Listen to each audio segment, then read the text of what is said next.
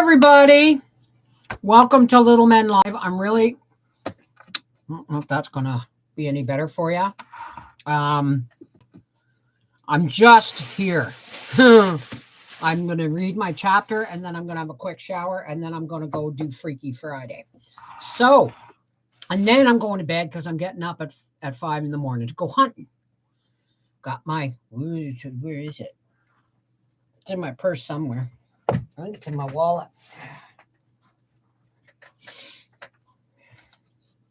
There it is, kiddies. Mama's deer tag. I got to fill in all 4 of these? Oh, my God. How's everybody doing tonight? Hello, hello, hello. Without Gracie, get out of my purse. Out of my purse, out of my room. Go ask Daddy to give you some food. Okay, give me a second.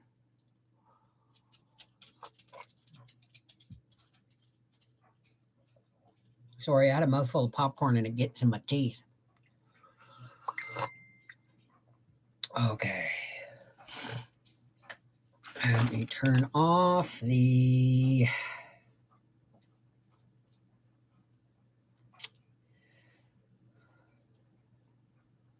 All right, I see you, Linda. Okay, let's turn it off. And without first, ooh, see this thing's broken, eh? Thank you. Team you, whatever. All right. Little Men Live. What chapter are we on? Don't give her too much. Because whatever she doesn't eat has to be poured back in the bin or the mice will be after it. Chapter 8. Pranks and Plays. As there is no particular plan to this story, except to describe a few secrets in the life at Plumfield for the amusement of certain little persons, we will gently ramble along in this chapter and tell some of the pastimes of Miss Jo's boys. I beg leave to assure my honored readers that most of the incidents are taken from real life and that the oddest are the truest, for no person, no matter how vivid an imagination he may have, can invent anything half so droll as the freaks and fancies that originate the lively brains of little people. Daisy and Demi were full of these whims and lived in a world of their own, peopled with lovely or grotesque creatures to whom they gave the queerest names and with whom they played the queerest games. One of these nursery inventions was an invisible sprite called the Naughty Kitty Mouse, whom the children had believed in, feared, and served for a long time. They seldom spoke of it to anyone else except their rights as private as and kept their rights as private as possible. And as they never tried to describe it even to themselves, this being had a vague, mysterious charm very agreeable to Demi, who delighted in elves and goblins. A most whimsical and tyrannical imp was the Naughty Kitty Mouse, and Daisy found a fearful pleasure in its service, blindly obeying its most absurd demands, which were usually proclaimed from the lips of Demi, whose powers of invention were great. Rob and Teddy sometimes joined in these ceremonies and considered them excellent fun, although they did not understand half of what went on. One day after school, Demi whispered to his sister with an ominous wag of the head, "The Kitty Mouse wants us this afternoon." "What for?" asked Daisy anxiously. "A sacrifice," answered Demi solemnly. "There must be a fire behind the big rock at 2:00, and we must all bring the things we like best and burn them." He added with an awful emphasis on the last words, "Oh dear, I love the new paper dollies Aunt Amy painted for me best of anything. Must I burn them up?" cried Daisy, who never thought of denying the unseen tyrant anything it demanded. You know what, folks? I wouldn't be encouraging children in this kind of behavior. Just saying. "Everyone, I shall burn my boat. My best scrapbook and all my soldiers, said Demi firmly. Well, I will, but it's too bad of Kitty Mouse to want our very nicest things, sighed Daisy. A sacrifice means to give up what you are fond of, so we must, explained Demi, to whom the new idea had been suggested by hearing Uncle Fritz describe the customs of the Greeks to the big boys who were reading about them in school. Is Rob coming too? Asked Daisy. Yes, and he's going to bring his toy village. It's all made of wood, you know, and will burn nicely. We'll have a grand bonfire and see them blaze up, won't we? This brilliant prospect consoled Daisy, and she ate her dinner with a row of paper dolls before her as a sort of farewell banquet. At the appointed hour, the sacrificial train set forth, each child bearing treasures demanded by the insatiable Kitty Mouse. Teddy insisted on going also, and seeing that all the others had toys, he tucked a squeaking lamb under one arm and old Annabelle under the other, little dreaming what anguish the latter idol was to give him. Where are you going, my chickens? Asked Mrs. Joe as the flock passed her door. To play by the big rock, can't we? Yes, only don't go near the pond, and take good care of baby. I always do, said Daisy, leading forth her charge with a capable air. Now, you must all sit round and not move till I tell you. This flat stone is an altar, and I'm going to make a fire on it. Demi then proceeded to kindle up a small blaze as he had seen the boys do at picnics. When the flame burned well, he ordered the company to march round it 3 times and then stand in a circle. I shall begin, and as fast as my things are burnt, you must bring yours. With that, he solemnly laid a little paperback book full of pictures pasted in by himself. This was followed by a dilapidated boat, and then one by one, the unhappy leaden soldiers marched to death. Not one faltered or hung back, from the splendid red and yellow captain to the small drummer who had lost his legs. All vanished in the flames and mingled in one common pool of melted lead. Now, Daisy, called the high priest of Kitty Mouse. This is actually making me really uncomfortable. Do you know that? When his rich offerings had been consumed, to the great satisfaction of the children.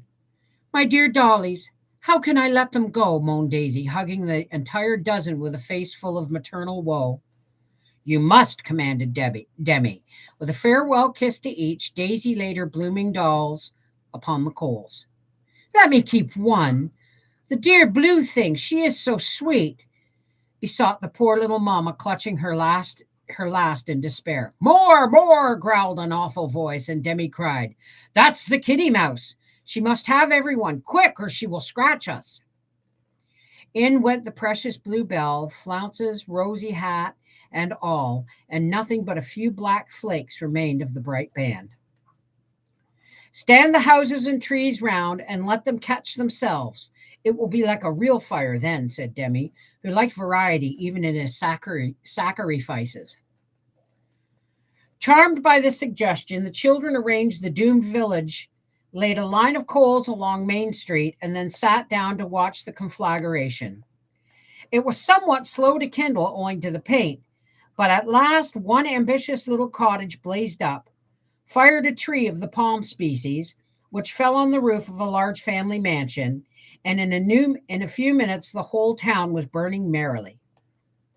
The wooden population stared at the destructions like blockheads that, as they were, till they also caught and blazed away without a cry. It took some time to reduce the town to ashes, and the lookers-on enjoyed the spectacle immensely, cheering as each house fell, dancing like wild Indians when the steeple flamed aloft, and actually casting one wretched little churn-shaped lady who had escaped to the suburbs into the very heart of the fire. The superb success of this last offering excited Teddy to such a degree that he first threw his lamb into the conflagration, and before it had time to roast, he planted poor Annabelle on the funeral pyre. Of course, she did not like it, and expressed her anguish and resentment in a way that terrified her infant destroyer. Being covered with kid, she did not blaze, but did what was worse. She squirmed. First one leg curled up, then the other, and in a very awful and lifelike manner. Next, she flung her arms over her head as if in great agony. Her head itself turned on her shoulders, her glassy eyes fell out, and with one final writhe of her whole body, she sank down to a blackened mess on the ruins of the town. This unexpected demonstration startled everyone and frightened Teddy half out of his little wits. He looked and then scrambled and fled towards the house, roaring, "Mama!" at the top of his voice. Mrs. Bear heard the outcry and ran to the rescue, but Teddy could only cling to her and pour out in his broken way something about poor Bella herded, a draped fire, and all dollies dorn. Fearing some dire mishap, his mother caught him up and hurried to the scene of action, where she found the blind worshippers of Kitty Mouse mourning over the charred remains of the lost darling. "What have you been at? Tell me all about it," said Mrs. Joe, composing herself to listen patiently, for the culprits looked so penitent she forgave them beforehand. With some reluctance, Demi explained their play, and Aunt Joe laughed till tears ran down her cheeks. The children were so solemn, and the play was so absurd. "I thought you were too sensible to play such a silly game as this. If I'd had any Kitty Mouse, I'd have had a good one who liked you to play in safe and pleasant ways, and not destroy and frighten. Just see what a ruin you've made. All Daisy's pretty dolls, Demi's soldiers, and Rob's new village, beside poor Teddy's pet lamb, and dear old Annabella. I shall have to write up in the nursery the verse that used to come in the boxes of toys. The children of Holland take pleasure in making what the children of Boston take pleasure in breaking. Only I shall put Plumfield instead of Boston. We never will again, truly, truly," cried the repentant little sinners, much abashed at this reproof. "Demi told us to," said Rob. "Well, I heard Uncle tell about the Grease people who had altars and things, and so I wanted to be like them, only I hadn't any live creatures to sacrifice, so we burnt up our toys." "Dear me, that is something like a bean story," said Aunt Joe, laughing again. "Tell about it," suggested Daisy, to change the subject. "Once there was a poor woman who had 3 or 4 little children, and she used to lock them up in her room when she went out to work to keep them safe. One day when she was gone away, she said, 'Now, my dears, don't let baby fall out of the window. Don't play with the matches.' If she locked them in a room, she should have removed the matches. 'And don't put beans up your noses.' Now the children had never dreamed of doing that last thing, but she put the thought in their heads, and the minute she was gone, they ran and stuffed their naughty little noses full of beans, just to see how it felt, and she found them all crying when she came home." "Did it hurt?" asked Rob, with such intense interest that his mother hastily added a warning sequel, lest a new edition of the Bean story should appear in her own family. "Yes, very much, as I know, for when my mother told me the story, I was so silly that I went and tried it myself.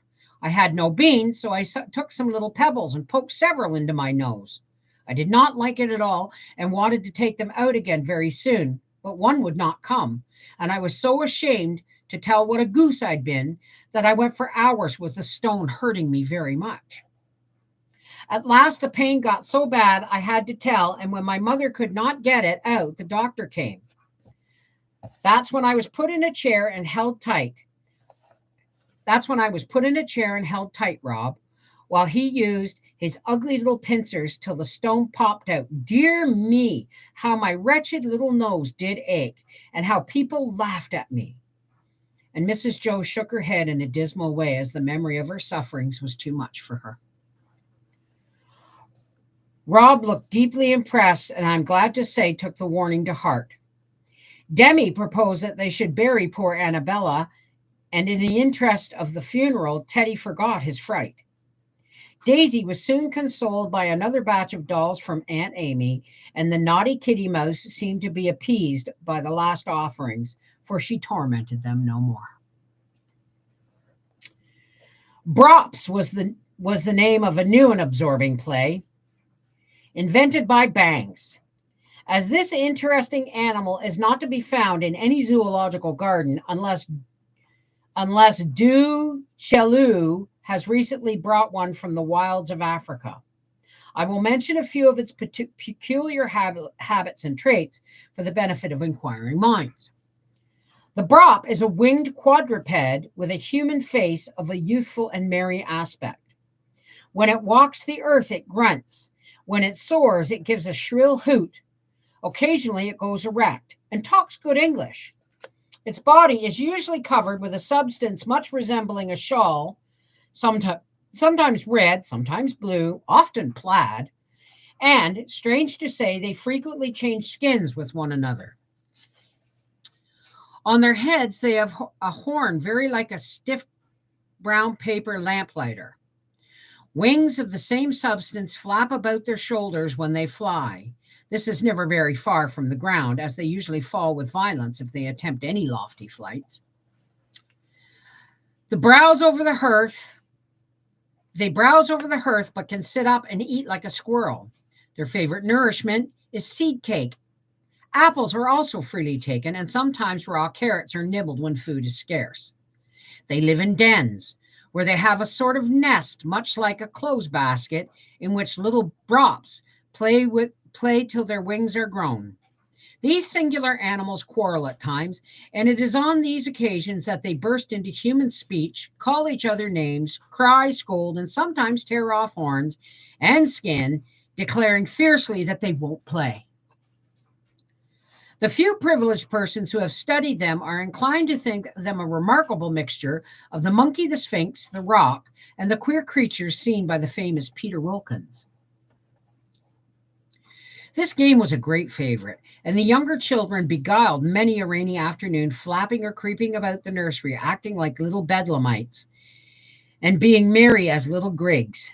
To be sure, it was rather hard upon clothes, particularly trouser knees and jacket elbows, but Mrs. Bear only said as she patched and darned, "We do things just as foolish and not half so harmless. If I could get as much happiness out of it as the little dears do, I'd be a brop myself." Am I still here? Nat's favorite amusements were working in his garden and sitting in the willow tree with his violin, for that green nest was a fairy world to him, and there he loved to perch, making music like a happy bird. The lads called him Old Chirper, because he was always humming, whistling, or fiddling, and they often stopped a minute in their work or play to listen to the soft notes of the violin, which seemed to lead a little orchestra of summer sounds. The birds appeared to regard him as one of themselves, and fearlessly sat on the fence or lit among the boughs to watch him with their quick, bright eyes. The robins in the apple tree nearby evidently considered him a friend, for the father bird hunted insects close beside him, and the little mother brooded as confidingly over her blue eggs as if the boy was only a new sort of blackbird who cheered her patient watch with his song. Excuse me. The brown brook babbled and sparkled below him. The bees haunted the clover fields on either side. Friendly faces peeped at him as they passed. And the old house stretched its wide wings and hospitably toward him, with a blessed sense of rest and love and happiness. Nat dreamed for hours in this nook, unconscious what healthful miracles were being wrought upon him. One listener he had who never tired and to whom he was more than a mere schoolmate. Poor Billy's chief delight was to lie beside the brook, watching the leaves and bits of foam dance by, listening dreamily to the music in the willow tree. He seemed to think Nat a sort of angel who sat aloft and sang, for a few baby memories still lingered in his mind and seemed to grow brighter at these times. Seeing the interest he took in Nat, Mr. Bear begged him to help them lift the cloud from the feeble brain by his gentle spell. Do you remember the boy that his father pushed him so hard to learn, that he was so brilliant that he had a collapse, and he's now feeble, right? Da, da, da, da, da, da, da.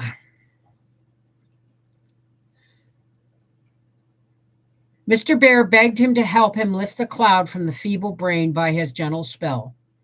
Glad to do anything to show his gratitude, Nat always smiled on Billy when he followed him about and let him listen undisturbed to the music, which seemed to speak a language he could understand. Help one another was a favorite Plumfield motto, and Nat learned how much sweetness is added to life by trying to live up to it. Shouldn't we all, eh? Jack Ford's peculiar pastime was bullying and selling, and he bid fair to follow in the footsteps of his uncle, a country merchant who sold a little of everything and made money fast. Jack had seen the sugar sanded, molasses watered, butter mixed with lard, and things of that kind, and labored under the delusion that it was all a proper part of the business. His stock in trade was of a different sort, but he made as much as he could out of every worm he sold, and always got the best of the bargain when he traded with the boys for string, knives, fish hooks, or whatever the article may be. The boys who had all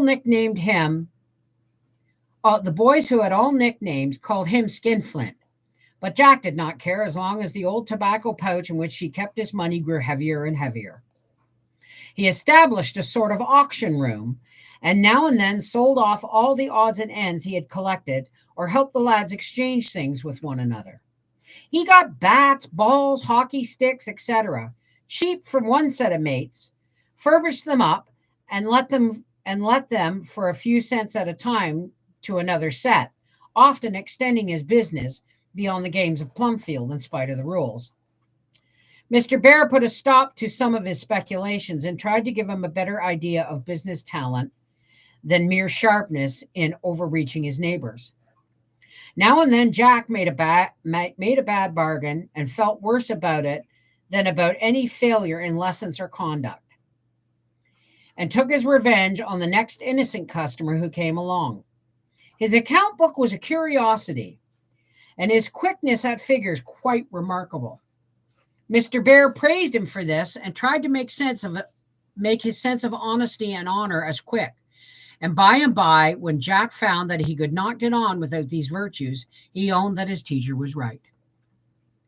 Cricket and football the boys had, of course, but after the stirring accounts of these games in the immortal Tom Brown at Rugby, no feeble female pen may venture to do more than respectfully allude to them. Emil spent his holidays on the river or on the pond and drilled the elder lads for a race with certain town boys, who now and then invaded their territory. The race duly came off, but as it ended in a general shipwreck, it was not mentioned in public, and the Commodore had serious thoughts of retiring to a desert island. So disgusted was he with his kind for a time. No desert island being convenient, he was forced to remain among his friends and found consolation in building a boathouse. The little girls indulged in the usual plays of their age, improving upon them somewhat as their lively fancy suggested. The chief and a most absorbing play was called Mrs. Shakespeare Smith. The name was provided by Aunt Jo, but the trials of the poor lady were quite original. Daisy was Mrs. SS, and Nan, by turns, her daughter or a neighbor, Mrs. Giddy-Gaddy. No pen can describe the adventures of these ladies, for in one short afternoon their family was a scene of births, marriages, deaths, floods, earthquakes, tea parties, and balloon ascensions. Millions of miles did these energetic women travel, dressed in hats and habits never seen before by the mortal eye. Perched on the bed, driving the posts like mettlesome steeds, and bouncing up and down till their heads spun. Fits and fires were the pet afflictions, with a general massacre now and then by way of change. Nan was never tired of inventing fresh combinations, and Daisy followed her leader with blind admiration. Poor Teddy was a frequent victim, and was often rescued from real danger, for the excited ladies were apt to forget that he was not of the same stuff their long-suffering dolls. Once he was shut into the closet for a dungeon and forgotten by the girls, who ran off to some outdoor game. Another time he was half drowned in the bathtub, playing be a cunning little whale, and worst of all, he was cut down just in time after being hung up for a robber. But the institution most patronized by all was the club. It had no other name, and it needed none, being the only one in the neighborhood. The elder lads got it up, and the younger ones were occasionally admitted if they had behaved well. Tommy and Demi were honorary members, but were always obliged to retire unpleasantly early, owing to the circumstances over which they had no control. The proceedings of this club were somewhat peculiar, for it met all sorts of places and hours, had all manner of queer ceremonies and amusements, and now and then was broken up tempestuously, only to be reestablished, however, on a firmer basis. Rainy evenings, the members met in the schoolroom and passed the time in games, chess, morris, backgammon, fencing matches, recitations, debates, or dramatic performances of a darkly tragical nature. In the summer, the barn was the rendezvous, and what went on there, no uninitiated mortal knows. On sultry evenings, the club adjourned to the brook for aquatic exercises, and the members sat about in airy attire, frog-like and cool. On such occasions, the speeches were unusually eloquent, quite flowing, as one might say, and if any orator remarks displease the audience, cold water was thrown upon him till his ardor was effectively quenched. Franz was president and maintained order admirably, considering the unruly nature of the members. Mr. Bear never interfered with their affairs and was rewarded for his wise forbearance by being invited now and then to behold the mysteries unveiled, which he appeared to enjoy much. When Nan came, she wished to join the club, and caused great excitement and division among the gentlemen by presenting endless petitions, both written and spoken, disturbing their solemnities by insulting them through the keyhole, performing vigorous solos on the door, and writing up derisive remarks on walls and fences, for she belonged to the irrepressibles. Finding these appeals in vain, the girls, by advice of Mrs. Joe, got up an institution of their own, which they called the Cozy Club. To this, they magnanimously invited the gentlemen whose youth excluded them from the other one, and entertained these favored beings so well with little suppers, new games devised by Nan, and other pleasing festivities, that one by one the elder boys confessed a desire to partake of these more elegant enjoyments, and after much consultation finally decided to propose an interchange of civilities. The members of the Cozy Club were invited to adorn the rival establishment on certain evenings, and to the surprise of the gentlemen, their presence was not found to be a restraint upon the conversation or amusement of the regular frequenters, which could not be said of all clubs, I fancy. The ladies responded handsomely and hospitably to these overtures of peace, and both institutions flourished long and happily. Thank you, everybody. I'm sorry, but I'm running behind. I need to go have a shower before I do my Freaky Friday. Went shopping today, and on our half-acre homestead, tomorrow, you'll see what we got, and there's a little bit of advice at the end. This is Mrs. Wolfe from Reading with Beverly Wolfe saying thank you for joining me on Little Men Live yet again. We may actually be done this book before the heart of winter, so we'll see. I love you guys. Take care. God bless, and we'll see you next Friday evening at 8 o'clock at the regular scheduled time. Mwah! Have a good sleep.